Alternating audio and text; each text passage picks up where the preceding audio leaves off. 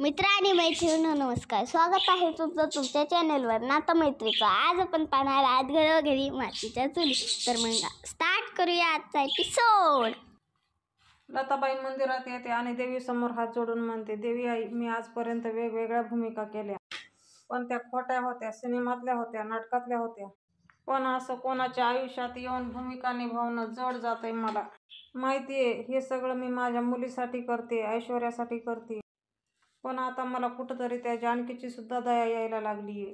एखाद्या बाईचा संसार घरदार तोडणं असं बरोबर नाहीये. लताचं मन तिला खात असतं आणि ती देवी आईकडे प्रार्थना करत असते, म्हणते मला काहीतरी मार्ग दाखव.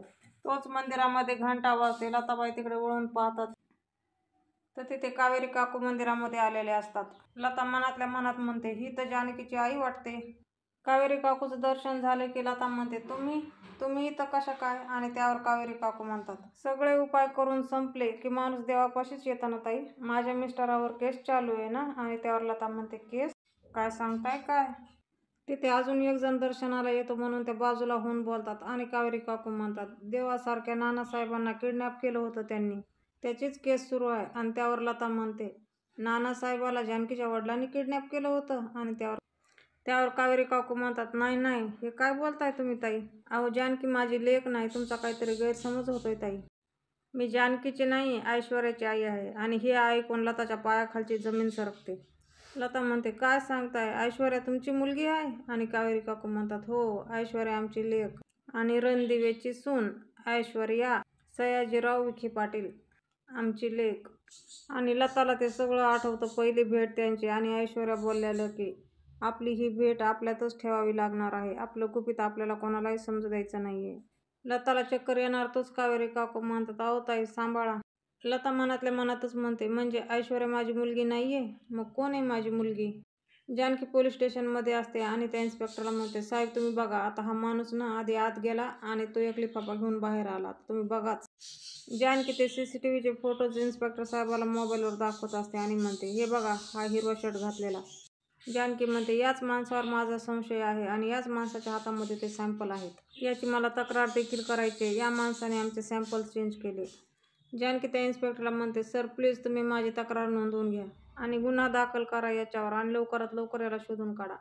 इन्स्पेक्टर जानकीला म्हणतात, मिसेस रणदिवे या, बसा तुम्ही. जानकी बसत इन्स्पेक्टरला म्हणते, इन्स्पेक्टर साहेब प्लीज तुम्ही माझी तक्रार नोंदवून घ्या. आणि इन्स्पेक्टर म्हणतात, बसा तुम्ही, पाणी प्या. आणि जानकी म्हणते, नको मला पाणी नको, प्लीज माझी तक्रार नोंदवून घ्या, मी पुरावा पण आणलेला आहे. आणि इन्स्पेक्टर साहेब म्हणतात, हे बघा, तुम्ही जे दाखवले ना ते फक्त संशय आहे, त्याच्यामध्ये ठोस असा पुरावा काही नाहीये, त्याच्यामुळे आम्ही तुमची ही तक्रार नाही नोंदवून घेऊ शकत. असा कुठलाही ठोस पुरावा नाहीये. आणि जानकी म्हणते, सर ते खाकी पाकिट? आणि त्यावर ते इन्स्पेक्टर म्हणतात, त्याच्यामध्ये लाईट बिल, लॉकेट, पत्र असं काही असू शकतं, त्याच्यामुळे कसं आहे, हा पुरावा नाही होऊ शकत आणि ही केसही बनू शकत नाही. इन्स्पेक्टर त्यांच्या कामाला लागतात. आणि जानकी म्हणते, साहेब माझी तक्रार नोंदवून घ्यावं, मी खूप आशेनं आले तुमच्याकडे. आणि त्यावरती म्हणतात, हे बघा मॅडम, आम्ही तुमची काही मदत करू शकत नाही, तुम्ही पुरावे या तसे आणले पण नाहीयेत. जानकी उठते आणि मनाशीच म्हणते, तो CCTVमध्ये दिसणारा माणूस तोच माझी शेवटची आशा आहे. तो सापडल्याशिवाय मला हे सिद्धच करता येणार नाही की ती बाई पार्वती आहे. आता कसं आणि कुठे शोधू त्याला? ऐश्वर्याच्या रूममध्ये लता खूप रागाने मदत येते आणि ऐश्वर्या तिला पाहून म्हणते, काय ग, काय झालं? आणि तू अशी अचानक? दरवाजा लावून घेते ऐश्वर्या आणि तिला म्हणते, का ग अशी अचानक का आलीस? तुला सांगितलं ना असं अचानक येत जाऊ नकोस म्हणून.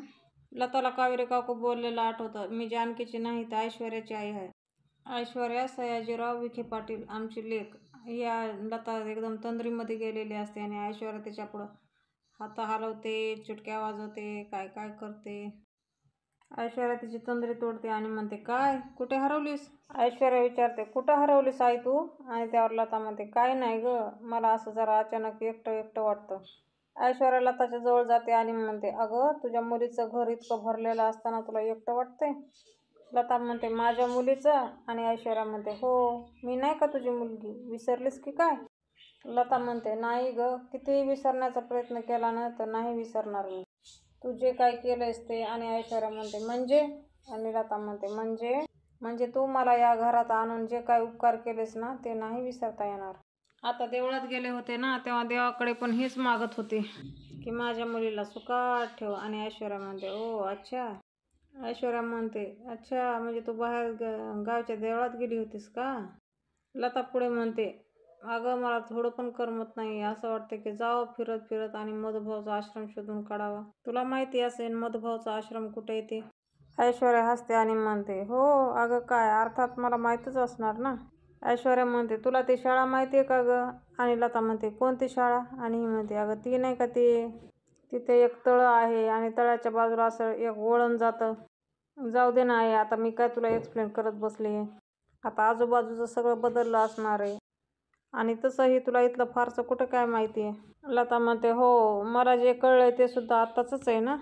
लता म्हणते, हे सयाजीराव जानकीचे वडील आणि दाता खाऊन म्हणते एक नंबरचा हरामखोर माणूस होता. ऐश्वर्या म्हणते, होता? आणि लता म्हणते, हो आता जेलमध्ये आहेत ना ते सोडून मरतील बघ ते. खूप वाईट आहेत ते, खूप वाईट. आणि इकडं ऐश्वर्या हाताच्या मोठ्या गच्च आवळीत असते. तिला एकदम कमालीचा राग आलेला असतो. लता पुढे म्हणते, त्यांनी या घराला तोडण्याचा प्रयत्न केला, त्यांनी आणि त्यांच्या मुलींनी. तिचंही भलं होणार नाही हं. आणि ऐश्वर्या रागारागामध्ये एक पॉट घेते हातामध्ये आणि ऐश्वर्याला कोर्टातला प्रसंग आठवतो. ती म्हणते, हे जे काही केलं ते माझ्या डॅड्याने केलं, ह्या सगळ्या मागे माझ्या डॅड्यांचा हात आहे. लता पुढे म्हणते, मी म्हणाले सुद्धा ऋषिकेशला त्यांना जास्तीत जास्त शिक्षा व्हावी असा अर्ज लिहून काढत. तोच ऐश्वर्या हातातला पॉट खाली आपडते आणि म्हणते, बास. आणि पुढे म्हणते, शांत राहा ना, तू कशाला या सगळ्या गोष्टीमध्ये पडतेस? सयाजीरावाच्या नावानं खडी फोडणं बंद कर. लता म्हणते, तुला का गं त्या सयाजीरावांचा पुळका येतोय? काय संबंध काय आहे तुझा? आणि त्यावर ऐश्वर्या म्हणते, छे माझा काय संबंध? लता पुढे म्हणते, तो सयाजीराव एक नंबरचा नालायक माणूस आहे. आणि ऐश्वर्याला आता मात्र कमालीचा राग येतो. एक नंबरचा खोटारडा आणि थर्ड क्लास माणूस आहे. हाय लागो त्याला, म्हण ना, असं ऐश्वर्याला म्हणत असते. लता पुढे म्हणते, बरोबर आहे, कुठलीच मुलगी आपल्या वडिलांना शिव्या घालणार नाही ना, हो ना? आणि ऐश्वर्या तिच्याकडे पाहते.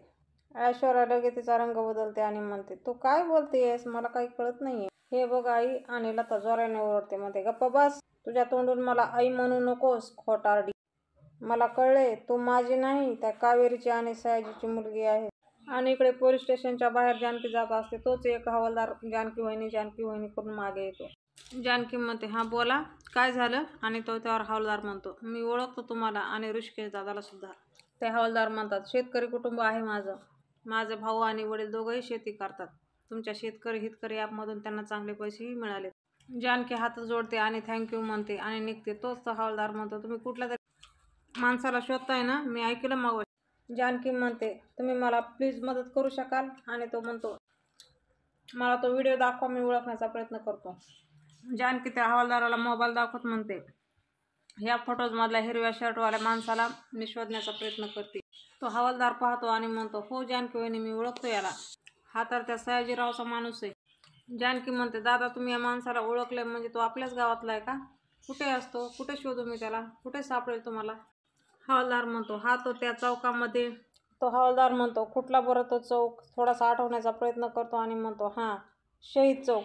त्या शहीद चौकामध्ये एक चहाची टपरी आहे, तिथं हा पडीक असतो. तुम्ही जा तिथे, हा तुम्हाला तिथेच सापडेल. जानकी हात जोडते आणि म्हणते, दादा खरंच तुमचे खूप खूप आभार. तुम्हाला माहिती नाहीये तुम्ही किती मोठी मदत केली आहे. हवालदार तिथून निघून जातो आणि जानकी मनातल्या मनात म्हणते, आता मी या माणसाला सोडणार नाही. आकाश पाताळ एक करेल पण याला शोधूनच राहील. आणि इकडे ऐश्वर्याच्या रूममध्ये लता ऐश्वर्याचा हात पिळगाळते आणि म्हणते, इतकं माझ्या भावनाशी खेळलीस तू, इतकं खोटं बोललीस तू माझ्याशी. स्वतःच्या आईला सुद्धा आई म्हणायला तयार नव्हतीस तू. तुला काय कळणार म्हणा आई मुलीचं नातं. इतक्या वर्षानंतर आई भेटल्यानंतर एखादी मुलगी इतकी कोरडी कशी असू शकते?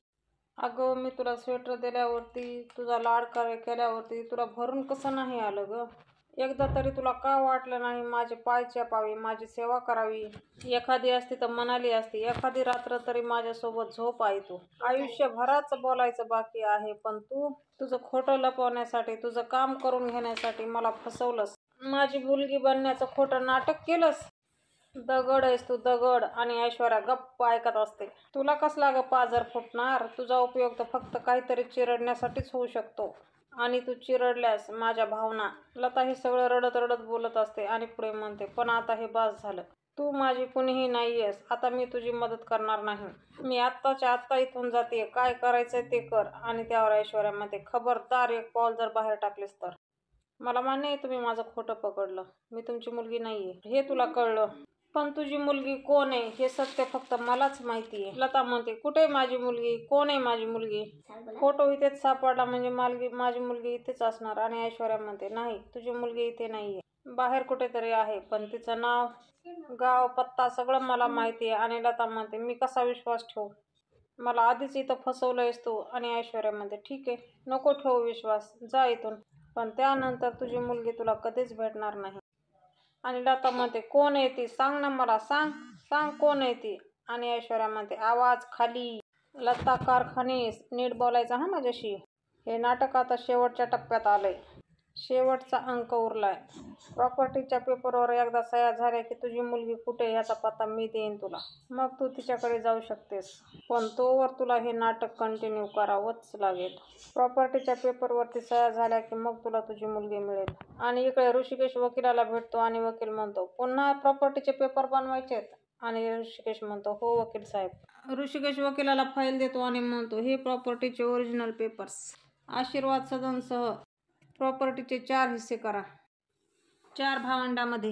मी, सौमित्र आणि सारंग आणि शर्वरी, आम्हा सगळ्यांना बरोबर हिस्से मिळायला पाहिजेत. वकील म्हणतात, ऋषिकेश, एकदा नीट विचार करून घ्या, एवढी मोठी प्रॉपर्टी. आणि तोच ऋषिकेश म्हणतो, माझा विचार झालाय वकील साहेब. ऋषिकेश म्हणतो, माझ्या भावनांपेक्षा आणि घरातल्या शांतीशिवाय ही प्रॉपर्टी महत्त्वाची नाहीये मला. तुम्ही लवकरात लवकर पेपर्स तयार करायला घ्या. आणि ते वकील म्हणतात, ठीक आहे. वकील म्हणतात, जशी तुमची मर्जी. आणि ऋषिकेश धन्यवाद म्हणतो. वकील ऋषिकेशच्या ऑफिसमधून निघून जातात.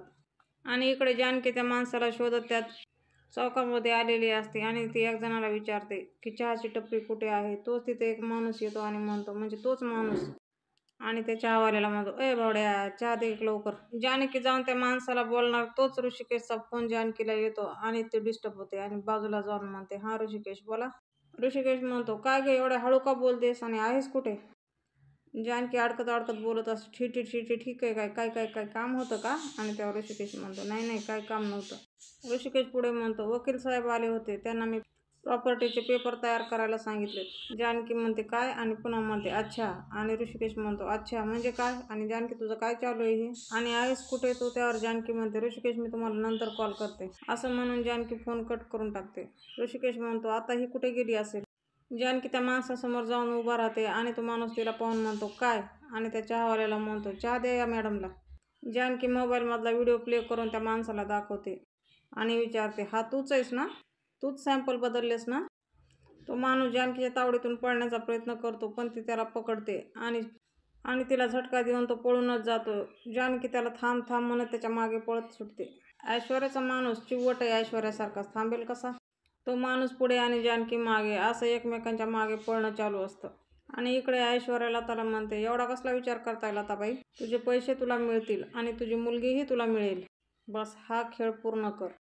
तेवढ्यात रूममध्ये सारंग येतो आणि लताला पाहून म्हणतो, अरे सासूबाई, तुम्ही इथेच? अरे अच्छा अच्छा, लाडक्या लेकीशी गप्पा सुरू आहेत वाटतं. लता ऐश्वर्याकडे आणि सारंगकडे पाहत असते आणि सारंग म्हणतो, अहो असं काय बघताय? सारंग ऐश्वर्याला विचारतो, ऐश्वर्या, काही घडलंय का? ऐश्वर्या म्हणते, त्यांना कळलंय मी त्यांची मुलगी नाहीये. सारंग घाबरतो आणि म्हणतो, अहो काय बोलताय तुम्ही? म्हणजे त्यांना हेही कळालंय का? आणि त्यांना म्हणायचं असतं की जानकी त्यांची मुलगी आहे हे पण कळालंय का? पण ऐश्वर्या मध्येच म्हणते, त्यांची मुलगी कुठे राहते, काय करते, तिचं सगळं सत्य आपल्यालाच माहिती आहे. हिने जर आपली मदत केली तरच हिची मदत करायची, बरोबर ना सारंग? आणि हा बैल म्हणतो, हो हो ऐश्वर्या, बरोबर आहे बरोबर आहे. लता डोळे पुसते आणि म्हणते, ठीक आहे, पण हे शेवटचं. आणि हे काम झाल्याच्या नंतर तू जर मला माझ्या मुलीचा पत्ता सांगितला नाहीस तर मात्र मी सगळ्यांना, तुझ्या घरच्यांना सांगेल की हे नाटक करायला तू मला भाग पाडलंस. उद्याच्या भागामध्ये आपण पाहणार आहोत, जानकी त्या माणसाला पकडून घरामध्ये घेऊन येते आणि म्हणते, DNA सॅम्पल बदलणारा हा माणूस आहे. आणि हे सगळं ह्या ऐश्वर्याच्या सांगण्यावरून झाले. तो माणूस बदलतो आणि म्हणतो, तुम्हीच आम्हाला असं सांगायला सांगितलं होतं ना जानकी मॅडम? आणि सुमित्रा आई म्हणते, जानकी, तुझ्यासारख्या खोटारड्या बाईला मी या घरामध्ये एक क्षणही राहू देणार नाही, असं म्हणते आणि जानकीला चौकटीच्या बाहेर फेकून देते, म्हणजे ढकलून देते. आणि जानकी म्हणते, जोपर्यंत ऐश्वर्याचा आणि या खोटारड्या बाईचा चेहरा मी तुमच्या समोर आणत नाही तोपर्यंत मी या घराच्या बाहेर कुठंच जाणार नाही. आणि तोपर्यंत नाहीच, जोपर्यंत त्यांचा चेहरा खरा समोर येणार नाही. असेच नवनवीन आणि फुल एपिसोड पाहण्यासाठी आजच आपलं चॅनल सबस्क्राईब करा. बेल आयकॉन प्रेस करायला विसरू नका. व्हिडिओ आवडला असेल तर एखादं लाईक नक्कीच करा. भेटूया आपण उद्याच्या भागात.